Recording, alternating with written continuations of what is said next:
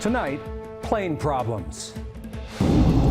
7 incidents in less than a week. We had to close the runway because somebody lost a tire. 6 involving United Airlines, a flight diverted to Chicago today, and an emergency landing last night at LAX. Another jet skidding off the runway in Houston. Wow. A tire coming off at takeoff. And this engine fire. Have America's skies hit a new crisis in confidence? Also tonight, the inescapable rematch. It's Biden versus Trump kicking off today. They're both in battleground Georgia. Hello, Georgia. I'm thrilled to be back in Rome. And new airdrops today in Gaza on the brink of famine. I'm Chris Lipsey in Tel Aviv. We're just ahead of Ramadan. Hopes for a pause in fighting are fading. Wicked weather, tornadoes shred the south, while the East Coast gets soaked. Millions under flood watches. Plus, spring break begins in Miami with a buzzkill, a crackdown. I'm Cristian Benavides in Miami Beach with the spring break crackdown underway. And later, catching up with the atomic clock. Proof, if you needed it, that every second counts. You just add a second to one day to keep everything aligned. Yeah. It's mind-boggling. It's pretty wild. This is the CBS Weekend News from Washington with Adriana Diaz. Good evening. I'm Mark Strausman sitting in for Adriana on a busy news Saturday. As we come on the air, dueling rallies in Georgia, a key battleground state.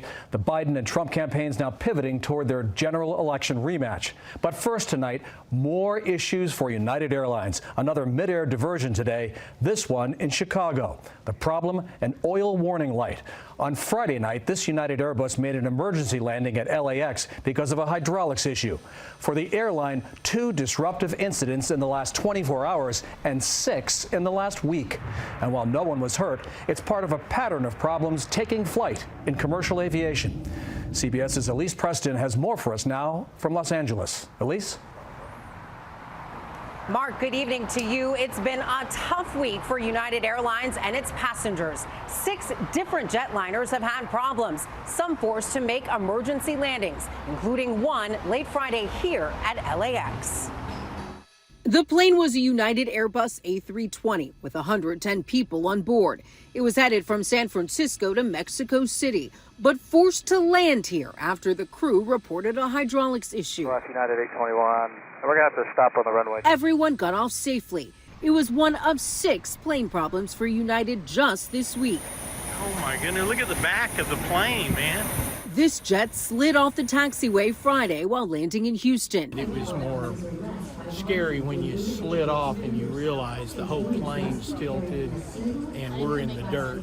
Also, a wheel fell off a 777 on takeoff in San Francisco Thursday. Yes, there's a tire going down the runway. On Monday, 2 more incidents, including this mid-air engine fire. In a statement, United described these incidents as distinct and unrelated to one another. When you're operating as many flights per day as we operate in the United States, somewhere along the line, there's going to be some sort of an anomaly. But this does not mean the system is unsafe. United isn't alone with problems. An American Airlines jet in Miami clipped the tail of a parked Frontier jet. Today, a new development in this near disaster when an Alaska Airlines Boeing 737 MAX 9 lost its so-called door plug in the air. The Justice Department now launching a criminal investigation. Still, this flyer today not worried yet about airline safety. You think about how often those things happen, and you just have to believe that, they're rare. Elise, commercial aviation has had so many issues in recent weeks. Is travel overall affected? Well, Mark, for the most part, despite the problems, flights are on time, even as we head into the busy spring break travel season with a record number of flyers expected. Elise Preston reporting for us tonight from LAX. Elise, thanks. Off to Georgia now, where tonight both President Biden and former President Trump are kicking off their likely general election battle. And in the Peach State tonight, it's dueling rallies. Mr. Biden landed in Atlanta today at the start of what's shaping up to be the longest presidential campaign in history. Trump's campaigning in North Georgia. CBS's Torian Small is in Atlanta with more. Torian? Good evening. For the second month in a row, Joe Biden and Donald Trump are holding competing campaign events in the same state at the same time. This is an unofficial shift from the primary to the general election, though both candidates are still just over 100 delegates shy of securing the nominations. It's deja vu in Georgia. Thank you, thank you, thank you.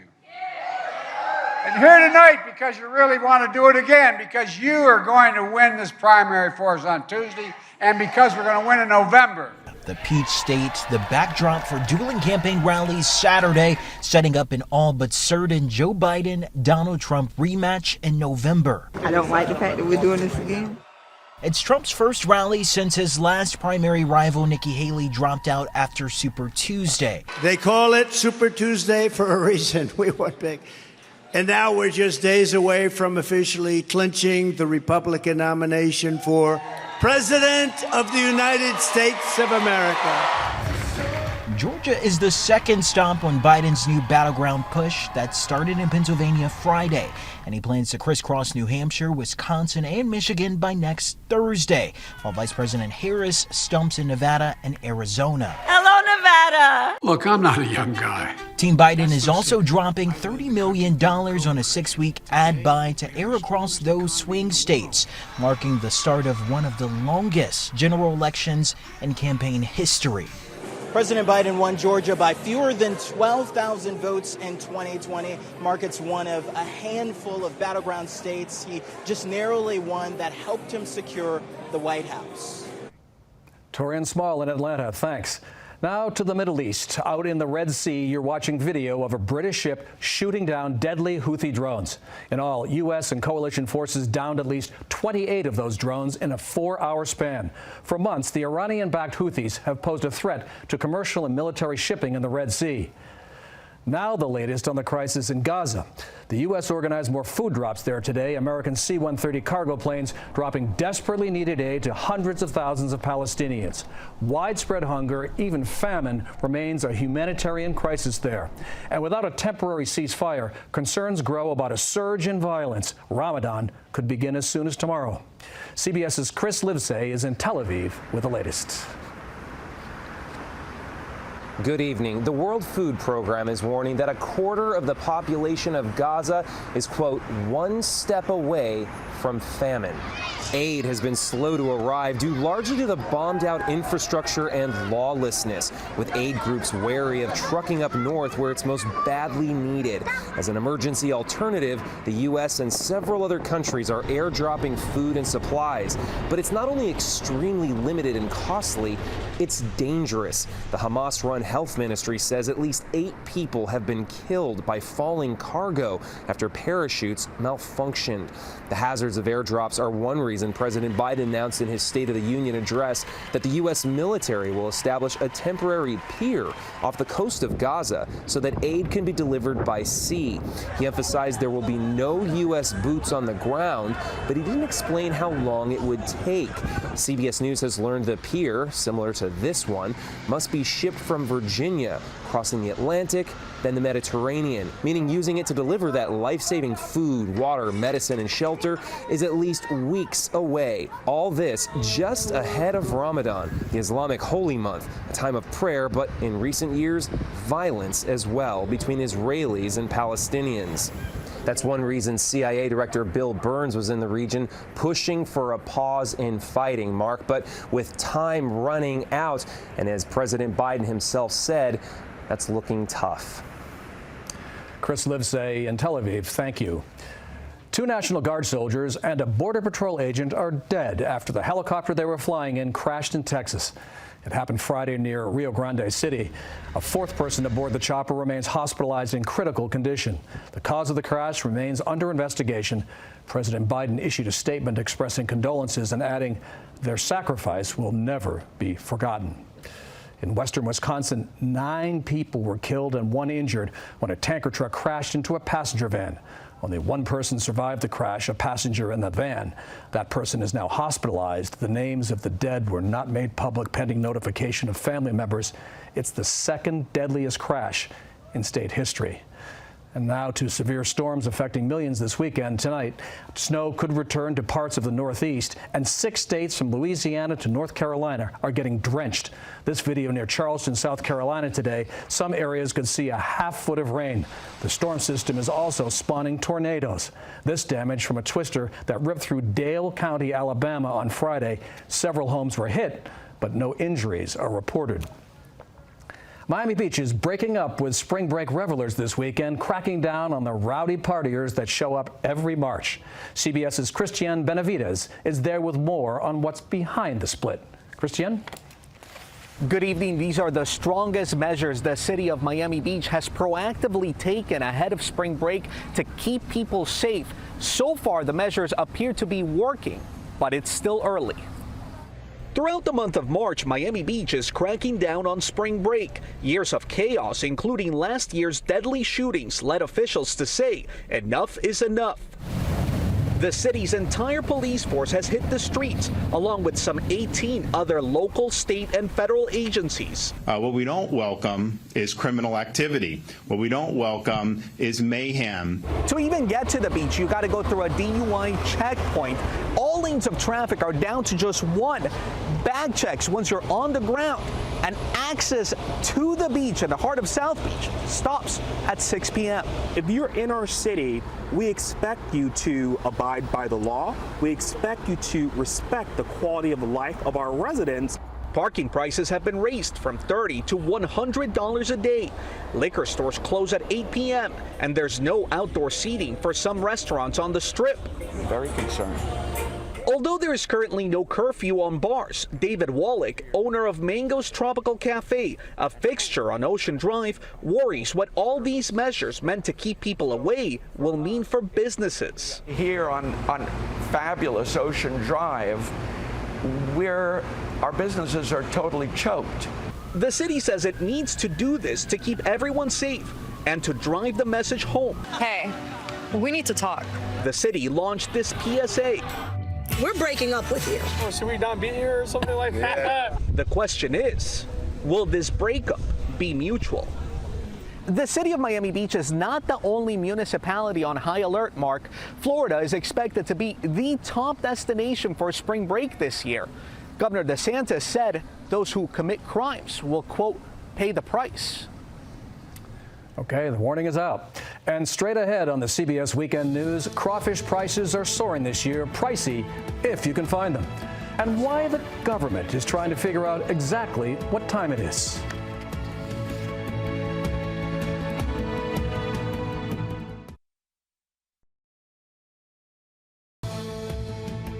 Call them crawfish or crawdads or mud bugs, this is the season for the Cajun delicacy. But a devastating drought has hit the food chain hard, taking a toll on the bottom line of thousands of people in Louisiana. Here's CBS's Janet Shamlian. Those look good. Yeah, they're awesome. Cracking and peeling is serious business in the South this time of year. It's crawfish season. Say crawfish! But the crustacean is pricier this year due to a shortage. So serious, Cajun Table is one of the few restaurants in the heart of Creole country that has supply. What's the season like this year? It's very, very slow start. I've never seen the drastic decrease in crawfish like I've seen this year. Sean Swear is the owner of Cajun Table and a lifelong crawfish farmer.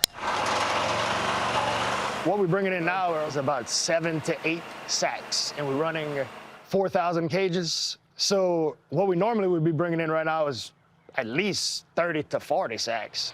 One of the driest seasons on record last year means the harvest fields didn't get enough rain. And weeks of triple-digit heat sent the crustaceans burrowing deeper into the ground, many unable to emerge. What did the crawfish sell roughly for last summer? Last year at this time, we were selling crawfish for $2.75 a pound. And now? We're selling for $10 a pound. This is the peeling room. Scott Broussard is one of the nation's largest crawfish wholesalers. His massive plant is at a virtual standstill. Delivery trucks idle. It's going to hurt our local economy unconditionally. There's always a waiting line. Anthony Arsenault has owned Hawk's Crawfish 42 years. With no crawfish, Nobody here, empty parking lot. What is that doing to your business? Destroying it. When do you think you'll really see the kind of supply that you need? I may not see the kind of supply we need until May, June, until the season's over. Okay, crawfish, here we go. This is a lifestyle Sweer loves. You're a good crawfish woman. But love doesn't pay the bills. He hopes the end of the season will. Hopefully this last few months will account for what we've missed out on the first few. I'm just remaining hopeful. The rice paddies where a southern staple is harvested. This year, not a field of dreams. Woo! Janet Shamlian, CBS News, Lafayette, Louisiana. Hollywood has rolled out a new red carpet for the Oscars, literally. This after the surprise of last year's champagne-colored rug. The new one's not cheap, covering 50,000 square feet and costing $25,000. And the Mega Millions jackpot is living up to its name again. It's mega again, growing to an estimated $735 million. No one had the winning ticket for last night's drawing. Your next shot at hitting it big and getting really, really rich is Tuesday night. The last time someone won Mega Millions was back in December. And next on the CBS Weekend News, how time keeps changing all the time.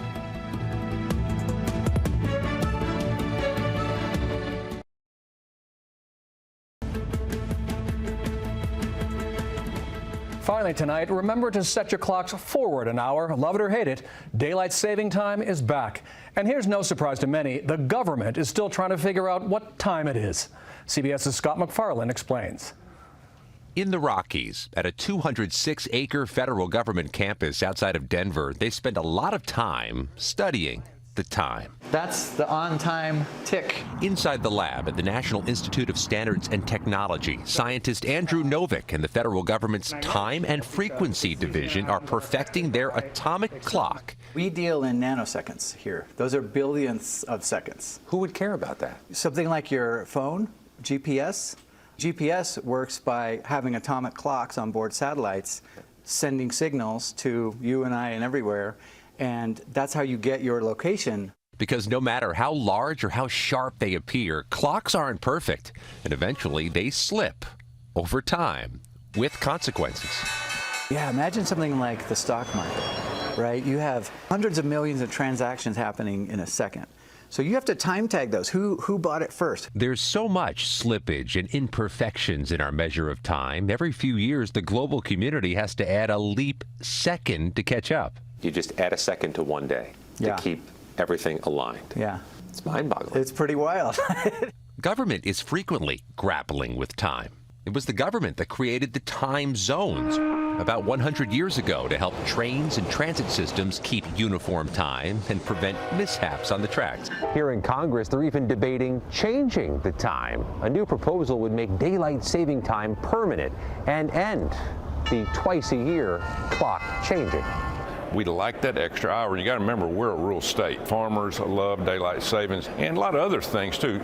Kids practicing baseball. A similar proposal nearly passed into law in 2022.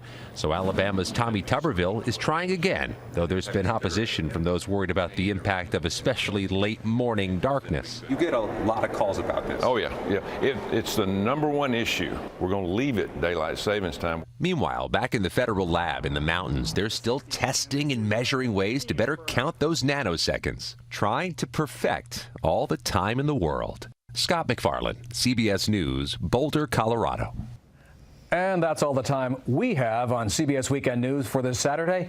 First thing tomorrow, Sunday morning with Jane Pauley. And then on Face the Nation, Margaret Brennan's guests include Vermont Senator Bernie Sanders, as well as Intelligence Committee Chairman Senator Mark Warner and Vice Chair Senator Marco Rubio. I'm Mark Strassman in Washington. Good night.